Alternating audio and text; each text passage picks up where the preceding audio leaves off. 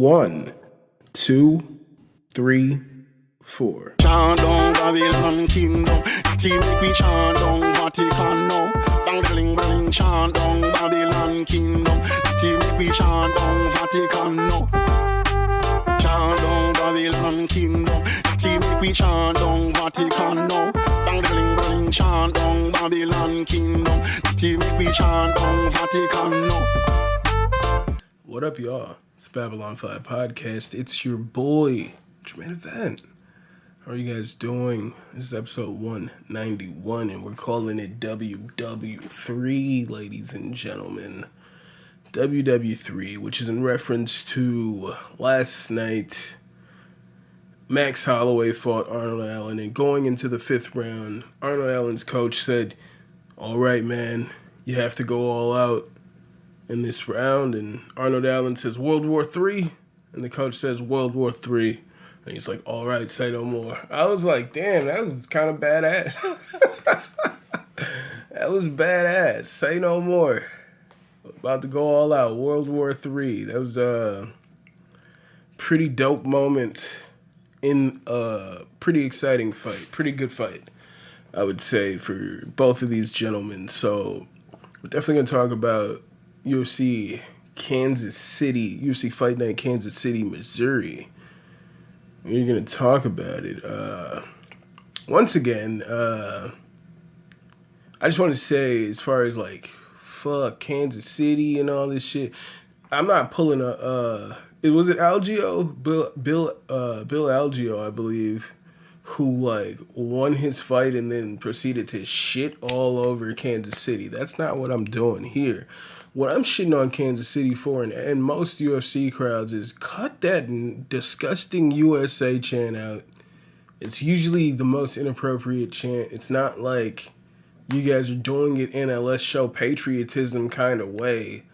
It's usually in a very like, okay, I see what you guys are saying here kind of way. Like every time I go to like a show in like Vegas or some shit, and they'll bust out the USA chants. One time it was two people, a European guy and an African guy, dark skin and a light skinned guy. And there was a whole crowd of motherfuckers wearing MAGA hats, and they were all chanting USA during that fight. And I'm like, who do they even think they're cheering for right now? Who do they even think they're cheering for? None of these guys are American, but you're not real fight fans. You're here for it was a Kobe fight, mind you. I was there to cheer for Kobe myself, but that's neither here nor there. That's just how that went down, ladies and gentlemen. Yeah. We were going to talk about UFC Fight Night, Kansas City, and we were going to talk about next week's card, UFC Fight Night, Pavlovich versus Blaydes. As you guys know, I'm not the biggest fan of heavyweight fights. To be honest, I've told you guys that a many times. I wanted to like do some more Adesanya bragging. Shout out to Israel Adesanya, who recaptured his middleweight championship last week. Wanted to shout out to him a little more in here. I was gonna put some clips of Izzy in here, but I just seen that nigga. I don't know if he was being sarcastic, but he was like giving props to Andrew Tate for reviving masculinity. So I was like, yeah, that's fucking weird. The shit he says is gross, and I feel like when I saw his the Andrew Tate interview on Your Mom's podcast with Tom Segura, and he's just geeking out to like Tom's wife, like throwing the shit back at him. He's geeking out, and it's like it's he doesn't believe this shit. This is clear that he feels like this is his gimmick, and it's working for him. But like, it's weird to me. So many people are like, nah, man, they're defending it. I feel like harder than he would if push came to shove. I feel like if push came to shove, he'd be fucking Alex Jones out there. He'd be on the stand saying, no, this is a gimmick that I'm portraying in these videos. That's not real. This is a gimmick. He'd be fucking Alex Jones on the stand if push came to shove. Yeah, you got a lot of mixed martial artists and all that are like, we need to defend this guy. Maybe it's because he was once a part of combat sports. They feel like they got to stand up for one of their guys, but I think people should fall back. Isn't he facing like sex trafficking, like accusations? Didn't he just get released from jail? Isn't he currently facing charges? I feel like that's the wrong guy to promote at this point in the function. But that's neither here nor there. I guess that's just my opinion on it. Shout out to Adesanya as for winning your belt. But I say that's the one thing there where I was like, I don't even understand. Like, I don't see why you don't need to promote that dude. You do not need to promote that dude, but what you need to do is follow this podcast on Instagram and Twitter at Babylon5Pod. If you guys would like to get in contact with your boy, email this podcast at Babylon5podcast@gmail.com. If you guys would like to hit that like button anywhere that you're listening to this podcast, I'd appreciate it so much. If you guys are on Twitch, go ahead and follow this podcast at twitch.tv/Babylon5. If you guys would like to cop some merchandise, yeah, I said merchandise, head on over to teespring.com/store/BOFpod-shop. And lastly, don't just be my niche, be my patrons. Head on over to patreon.com/Babylon5Pod. You can be my patron today, ladies and gentlemen.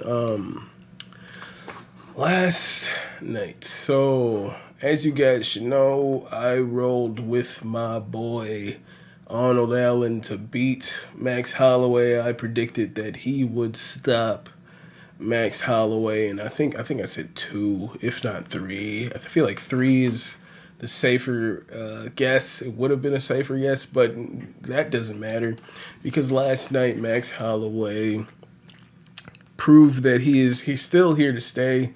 He still levels above most of the top. You know, he did just beat Yair, and then Yair went on to become interim champion. But he did just beat Yair. You know, if anything, like, yeah, that Yair even getting an interim title fight with Max Holloway just sitting in the wings, and the only reason you don't give it to Max is because he just fought Volkanovski so many times. You know what I'm saying? Like that shouldn't even have happened. And if Yair, man, I'm as happy for Yair as they come, man. If Yair is able to somehow beat Volkanovski, more power to him. But then, like, you still got Max there. And Max proved to be a force against my boy Arnold Allen. He gets the unanimous decision victory over Arnold Allen. And Max was coming on real fast.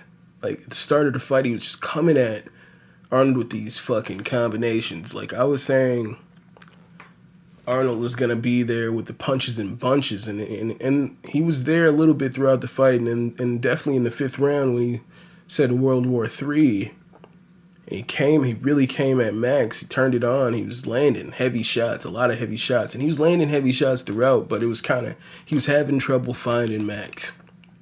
But right away, Max caught him with like a 3 or 4 piece combination, like with the hands, and it froze Max right away. I mean, it froze Arnold right away, and I felt like Arnold did not think the fight was gonna start out that way with just bop, bop, bop. He was all over him, and it really, I just think he wasn't prepared for Max to come at him in that way, and that really kind of shook him after the first round. Arnold is like, I'm waiting for him. And he tried to step it up a little bit in the second, and he was landing a lot more. But then Max is turning it up in the third. It was fair game, fair play to Max Holloway. Fair play to Arnold Allen. It was a good fight. Max was just better. All right? That was the first 5-round fight. I believe Arnold Allen versus Calvin Kattar was scheduled for 5 rounds, but it ended via injury in the first. So this is the first time that Arnold has shown that he has cardio at least to make it through the 5 rounds. He didn't really he stepped on the gas in the second round. That's when he was really starting to come forward. And then he kind of slowed down a bit for the third and the fourth. And then in the fifth, it was clearly, you had to empty the gas tank. And he was landing. So, I don't know. I'm not saying he wasn't necessarily trying to win the fight early on. But even when I was watching Dana White's post-fight press conference, it's had he done that in the third round, had he stepped on the gas like that in the third round, it would have been a completely different fight. Who knows what would have happened if he was all right, I'm down. It's time to step on the gas, or at least in the fourth. You know what I'm saying? Where you're potentially down 2 rounds, it's all right, in the fourth, I had to step on the gas. But it's a learning experience for Arnold Allen. Arnold looked good in there, but Jesus Christ, man. They look like they're 2 different weight classes. Max looks gigantic. There's not, Arnold Allen has the reach advantage, as it says, but, dude, Max is gigantic in there. It was hard for Allen to get in on fucking Max, who has the shorter reach, but he's fucking spinning elbows. He's touching that boy up. He was having fun in there. Max was having fun.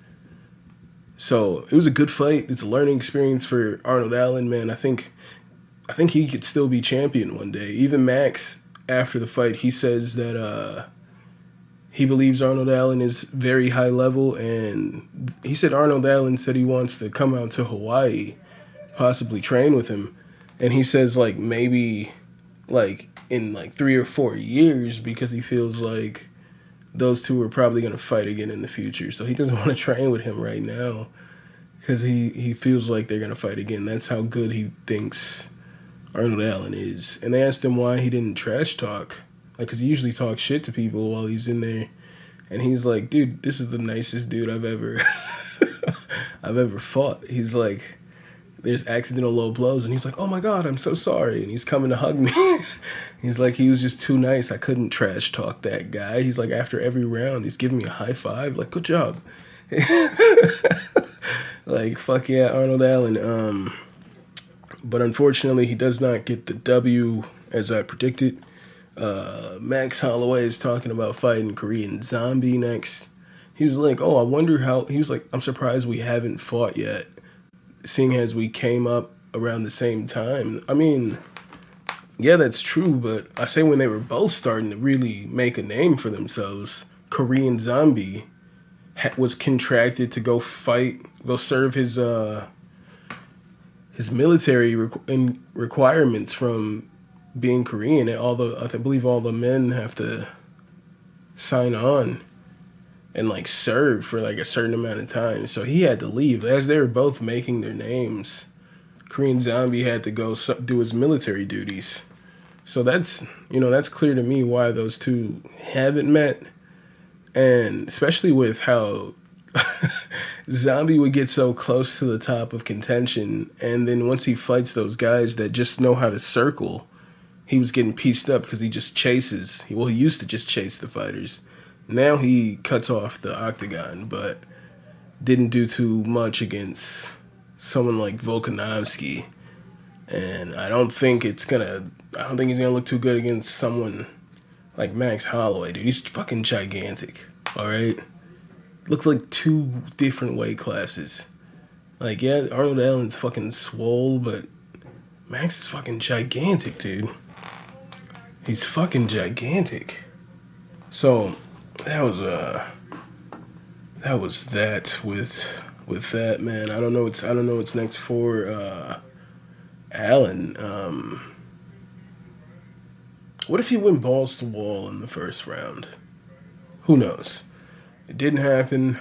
I don't know what's next for him. Maybe, I think a better fight for him would be Korean Zombie. I think Arnold Allen versus Korean Zombie is a better fight. I think Max versus Korean Zombie, I'm just not interested in that fight.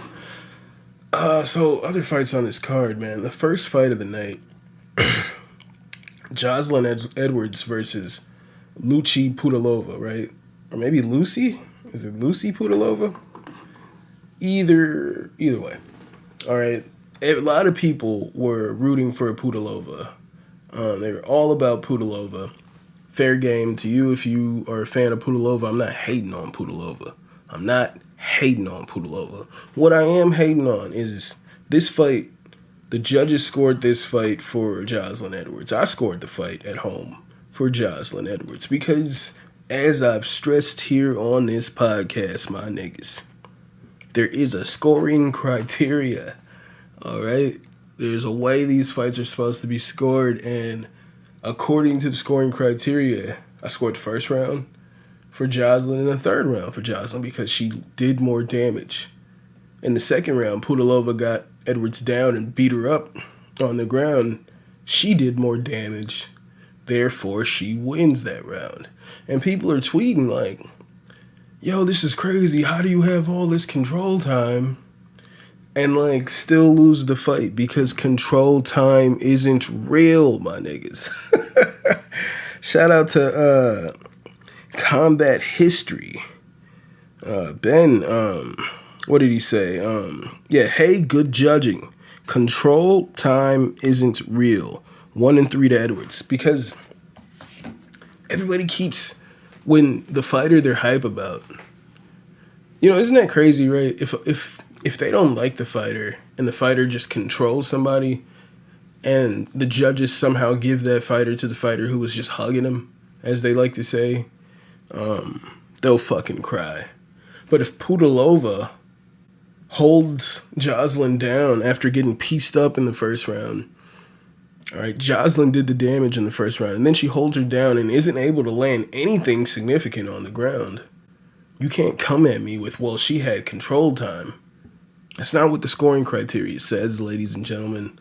It's not what it says. It says damage trumps everything, and if that's even, then we go to another thing, not control time. Control time is like if all else fails, who the fuck was who was on top in grappling exchanges? Who was controlling the grappling exchanges? That's if all else fails. Like, you guys are fucking crazy. You're tweeting about control time, which is an all else fails stat. It almost should never be posted because you guys are confused. You don't even know what the fuck you're watching. You don't know what the fuck you're watching, all right? That control time means nothing. If you take someone down and you do no damage with the takedown or you don't come close to a submission, then nullify it. Erase those moments from your mind from the fight because that's how that scored. That didn't even happen. You got to do damage. Damage trumps everything. I hate when I see Joe Rogan like, they should really put out a thing of how they scored. And it's like, they did, nigga. They put out the scoring criteria. And like, it's just everybody. Even, I'm seeing fighters, the fucking commentators were like, this is terrible. They screwed Pudilova. They were going off. Jocelyn Edwards is flipping off the Kansas City crowd because she fairly won that fight. She's getting booed. The fucking commentator teams, DC, Bisping, they're all fucking shitting on Jocelyn Edwards or shitting on the judges, which is not fair at all, man. It's insane that the fucking commentators clearly have no idea. Like, it's like, I'm pretty upset with the fans, people sitting at home on Twitter tweeting like, what? These judges can't get a thing right, blah, blah, blah. These judges are drunk. You guys are tweeting this nonsense. And it's like, all right, you guys think you're fans. You don't know what the fuck you're watching. It is what it is. But like, dude, you guys are former UFC champions and you have no idea how these how these fights are supposed to be scored. Like, how is this a real thing here? How are we paying for your expert opinions, as according to fights when you're going to fucking try to shit on the right call? There was one judge that made the bad decision there. 2 judges scored it for Jocelyn and 1 judge, insanely, if you're looking at the scoring criteria, scored it for Pudilova, and it makes no sense. Pudilova did not win that fight. So I just want you guys to just go check out the scoring criteria, man. Jocelyn Edwards clearly won that fight. Shout out to Gaston Bolanos. I didn't really see that fight a lot because I was up in arms on Twitter after that Jocelyn Edwards fight. Couldn't see it too much. I was like, Jesus Christ, I got to defend my niggas. As in Jocelyn Edwards, I want black people to be free. I had to defend Jocelyn because y'all was hating. I gotta defend all my black people. So I didn't really see that fight too much, this Gaston Bolanos, but what I seen people on Twitter were saying in the middle of me trying to weave through all this Jocelyn Edwards hate, they were saying this was like the lowest IQ fight they've ever seen. But at the same time, I don't trust I don't trust most people that think they know what they're watching here. So it is what it is. I gotta go back and watch that fight, maybe. Shout out to Denise Gomes, not Gomez, Denise Gomes out of Brazil. Finishes Bruna Brazil with an S. Both from Dana White's Contender Series. Shout out to Daniel Zellhuber, who defeats Lando Venata. I thought he should have got a finish in the very first round. And Jason Herzog, not Keith. Jason Herzog just let it go. He just up. He's on the ground getting fucking punched. He's up against the fence, just getting pounded. And this could be stopped at any moment, but Herzog just let it go. But thankfully, I was just happy Zellhuber ultimately won that. Because it was like, dude, you could have stopped that in the first round. But it went to decisions. Zellhuber wins. He's fucking gigantic. Shout out to Jillian Robertson defeats Piera Rodriguez via armbar. I thought at first, when you first look at it from the angle that we see in the camera, it looked like Piera Rodriguez tapped out, and she immediately, when Keith Peterson stopped the fight, she was protesting, like, I didn't tap. And he's like, yeah, you tapped. And then when they showed like a different angle in the replay, it's like, dude, I don't know if she tapped. Like, she was maybe trying to like push the knee off of her and switch and try to get out of that position. I don't know if she tapped. So that was unfortunate if she didn't tap. But regardless, dude, Jillian was dominating her. Like, something was coming. Something was going to happen because Jillian was ragdolling her. Once she got it to the ground in the first round, she was ragdolling her. And then in the second round, she just immediately took her down and was just ragdolling her. So I don't think it was going to get much better for Piera Rodriguez. Jillian Robertson looked pretty great, so congrats to Jillian Robertson. We're watching her. If you guys watch Jillian Robertson, man, you've really watched her mature in the UFC here, man. If you she's on a 2-fight win streak. She last fought Agapova, Agapova was a hype train. She choked her out with the one arm, and people were freaking out about that. Lost to like JJ Aldridge, Miranda Maverick. See, these are just random losses, but I don't know, man. I think she looked the best. Looked like the best Jillian Robertson that I've seen so far. Zach Cummings he defeats Ed Herman. Zach Cummings' hometown guy. They both retire at the end. You get the double retirement. Then Roy Val, all right, with this clean-ass knee, just like fucking Mateus Nicolau was coming forward. I think he was going for a hook. And as he's coming forward, Roy Val just puts this, I couldn't see it from the first angle, this beautiful knee and just hits him under the chin, fucking just puts him out pretty much, like stunned him. And then Roy Val like hit him with a soft jab that like kind of just like knocked him over. But that knee is what really had him like bing. He was fucking dazed after that. And then he finished him with a little ground and pound. But it was really the knee that did that. That was the start of it. All right, that was the first round finish via knee to the dome, which happens again. I'm just going to jump forward in the co-main event, Edson Barboza knocks out Billy Quarantillo. Quarantillo's coming forward because everybody says the game plan to beat Edson Barboza is to pressure him up against the octagon, keep that pressure on him so he can't throw his kicks. And as Quarantillo is coming forward, Barboza's back against the wall, the octagon, and he fucking just throws this beautiful knee and just knocks Quarantillo out cold. I was like, how the fuck did we get multiple, like, just standing knee knockouts like this? Like, it was just, I don't know. It was pretty nuts. Pretty beautiful. Bill Algeo gets the comeback victory against TJ Brown. That fight was pretty badass. And Bill Algeo, I think he pretended like he was about to retire. And then he's just like, I would never retire in a dump like Kansas City. I look around here and all I see is a bunch of rednecks. And like, he's just shitting all over Kansas City. Like, I'm like, what the fuck is going on? Like, I mean, I guess the parent company just bought WWE. I felt like that was some WWE promo type shit. But I was like, what the fuck is Bill Algeo doing?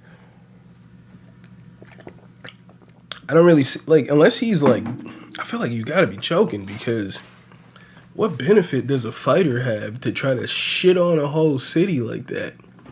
What benefit? That was the wildest shit I've ever seen. Like, why would you try to shit all over this whole city? I mean, if it's what you're into, man, it's what you're into. Rafa Garcia defeats Clay Guida. Actually, Rafa Garcia batters Clay Guida. Clay Guida's team is cornered. They're like, keep moving. You gotta keep moving, because Rafa Garcia is just battering Clay Guida, and I'm tweeting out, yo, you niggas can stop it. You don't look like this is gonna get any better. They're like, they're telling him like after the first round, like, you gotta shoot. Clay's known for wrestling. They're like, you need to shoot, you need to wrestle. He goes for a takedown, and he gets pretty deep. He gets on the ankle. But Garcia is so huge, and he just, like, dips down real quick, lifts Guida up, stuffs that immediately. And it's like, well, that's why he's not shooting on him. It's clear that he can't take this guy down. He's gigantic.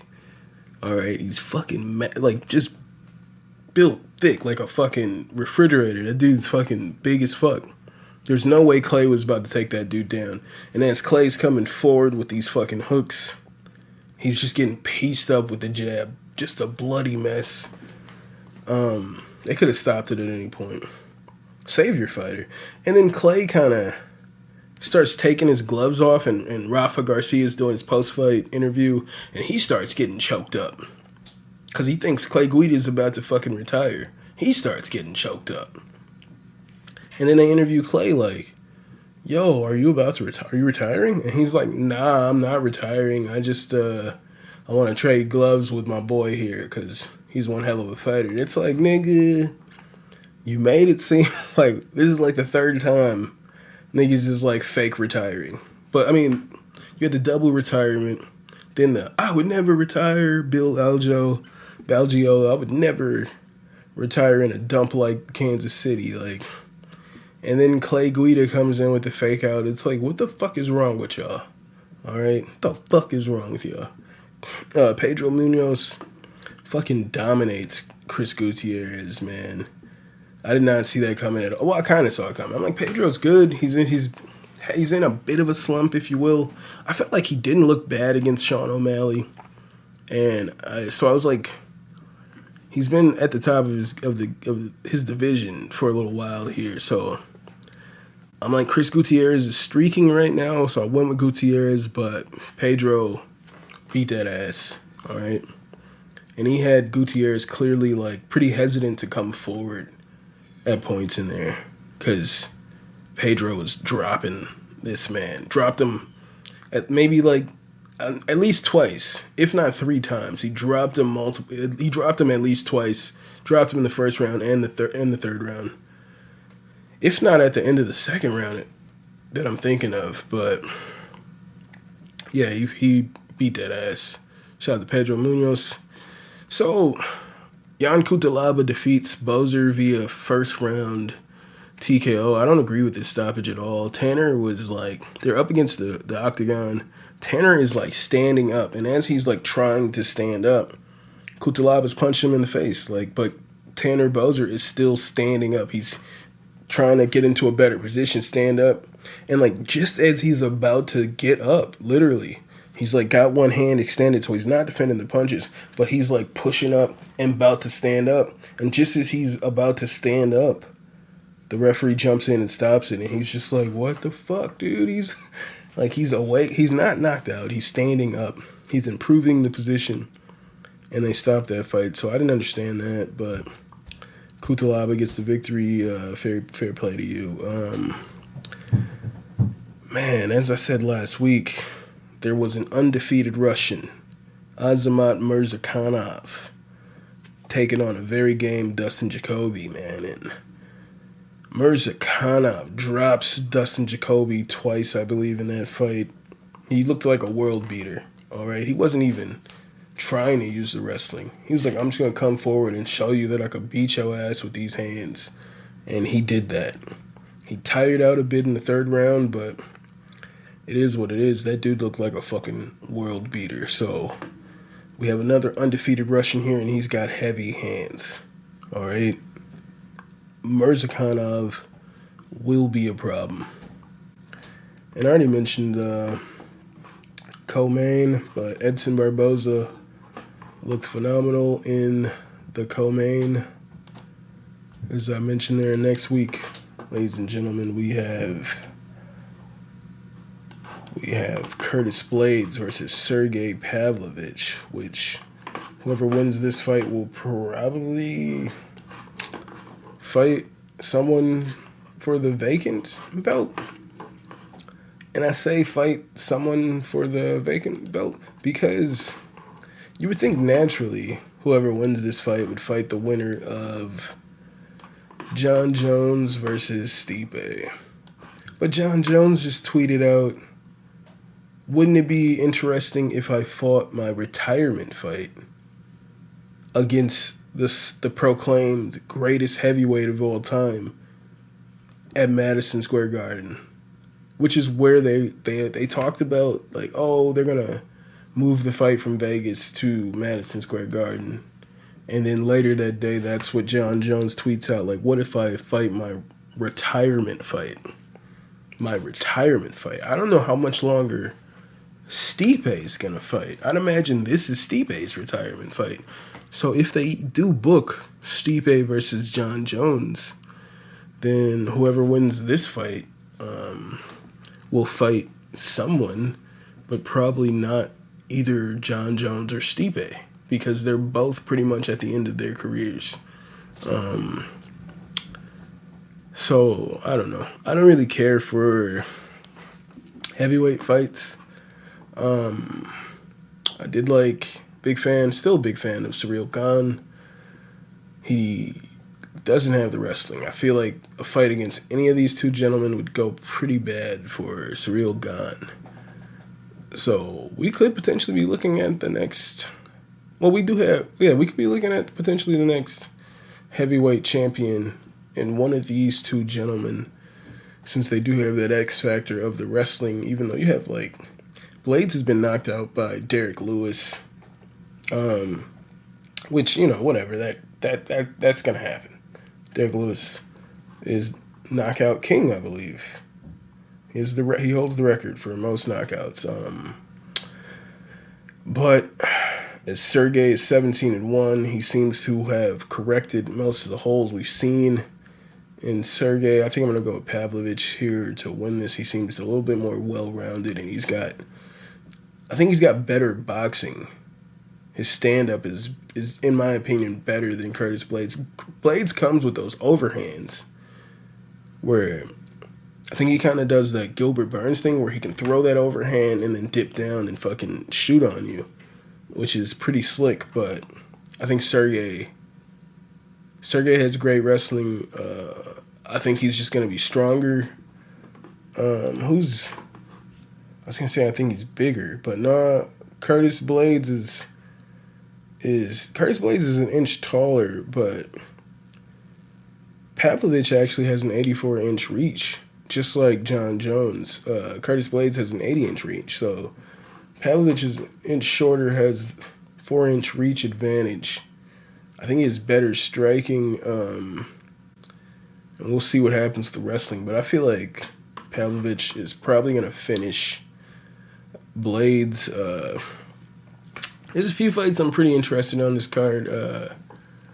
Got in the co-main event is Song Yadong versus Ricky Simone. That's going to be a banger. Also on this card, I believe, is the retirement fight for Bobby Green. Bobby Green is fighting Jared Gordon. I think the skill levels there, I think it's just a vast amount that Bobby Green has that Jared Gordon is a level that Jared Gordon is trying to get to, that Bobby Green is at. And yeah, I think it's gonna be pretty evident in this fight. Bobby Green's gonna touch that boy up in this fight. I wanted to see Bobby Green versus Paddy Pimblett, but he says he's retiring after this fight. It is what it is. So excited for the retirement fight for my boy Bobby Green, King Bobby Green. Thought there was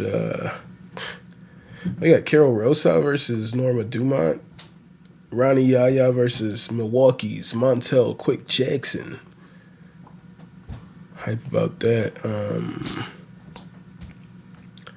And then you have this Muhammad Usman, brother of Kamaru Usman, is fighting Junior Tafa. Undefeated Junior Tafa. And Tafa is the favorite here, as I believe he should. I don't like Muhammad Usman. I was shocked that he won that fight to win the Ultimate Fighter. I think he's pretty stiff. Maybe he's made some improvement since then, hopefully, but I thought he looked pretty bad in his previous fight. I thought he looked pretty terrible. But that's all we're going to do today, ladies and gentlemen. I'm gonna see you guys next week. I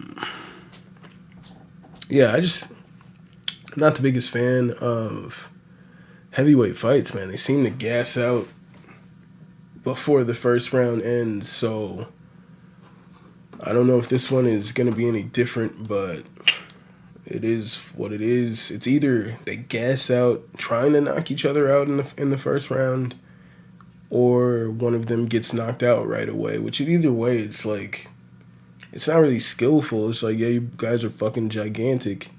You weigh fucking 265, probably like way more than that after the weigh-ins. Yeah, like, you guys are cutting weight down to 265. You guys are going to be much bigger than that, like 300 pounds on the night. Yeah, you can knock people out. You all have knockout power. That's what makes that weight class so fucking whack. But if you guys would like to follow this podcast on Instagram and Twitter, it's at Babylon5Pod. You guys can email this podcast at Babylon5podcast@gmail.com if you guys would like to hit that like button. Anywhere that you listen to this podcast, I appreciate it so much. Oh, man. I was just thinking, I was looking at the levels of, just as I'm recording, looking at my DAW, and I was like, damn, I should put a vocal writer on here. I saw this YouTube video, and it was like, this is what the pros use, vocal writer. And I was like, fuck, I have vocal writer. I completely forgot I had that plugin. That's the problem, niggas. Don't buy no plugins. Alright? You're gonna get lost in this goddamn sauce. Alright? Keep it simple. But I was like, fuck, I have that. And I know I used to put it on my vocal chain when I recorded in Studio One, but I've had issues with Studio One, so now I'm using GarageBand, which I'm honestly unaware of how to how to use a bus, how to set up a bus track. I was Googling it the other day. I mean, just earlier today, actually, but I didn't finish. Well, I got to figure it out. I was like, I got to get the vocal rider. I'm looking at these looking at these vocals, and I'm like, dude, they're not as loud as I need them to be.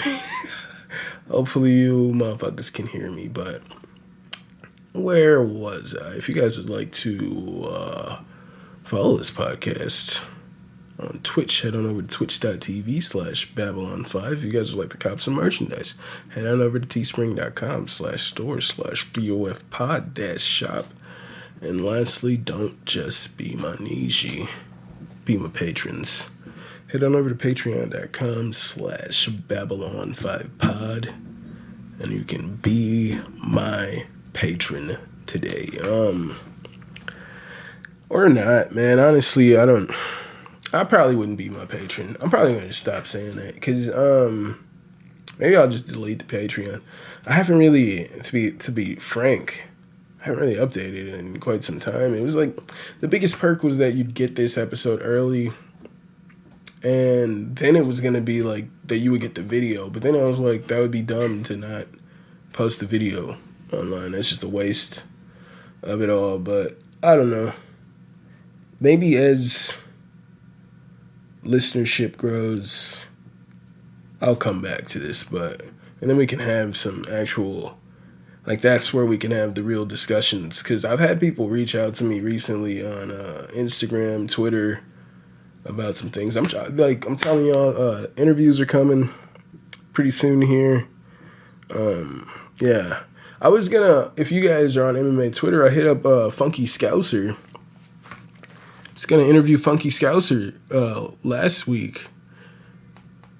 Or week before. Yeah, week before last week. I was gonna interview Funky Scouser, and I hit him up. Homeboy, he just wasn't around, but then he hit me up like hours later, like, yo, he said he was hungover, he just slept late. So I was like, damn, I'm trying to interview all these goddamn MMA Twitter personalities. I was gonna hit up Josh the Simp, but then if you guys are on MMA Twitter, then you understand there was a bit of a situation with Josh. I hope Josh is doing great, man. I've been checking, honestly, and I haven't seen any posts from Josh other than the last few posts with the situation, man. Shout out to Casey O'Neill. Shout out to Matt Frivola, who were like, they were like tweeting out about Josh and helping Josh. So like, shout out to every fighter who did that, man.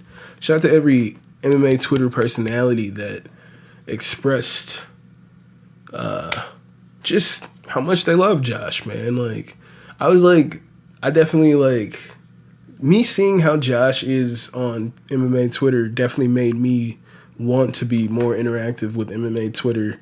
And I see all these, like, hundreds of people all saying the exact same thing. So hopefully Josh is all right. I'd love to interview him here if one day, if he's ready for that. But it is what it is. We're going to have some interviews coming here soon, ladies and gentlemen. But thank you guys for being here another week. I hope you guys are taking care of yourselves and each other. And I'll see you when I see you. I'll holla. Holla, holla, holla. Chant down Babylon kingdom. Team make we chant down Vatican now. Bang bling bling chant down Babylon kingdom. Team make we chant down Vatican now. Chant down Babylon kingdom. Team make we chant down Vatican now. Bang bling bling chant down Babylon kingdom. Team make we chant down Vatican now.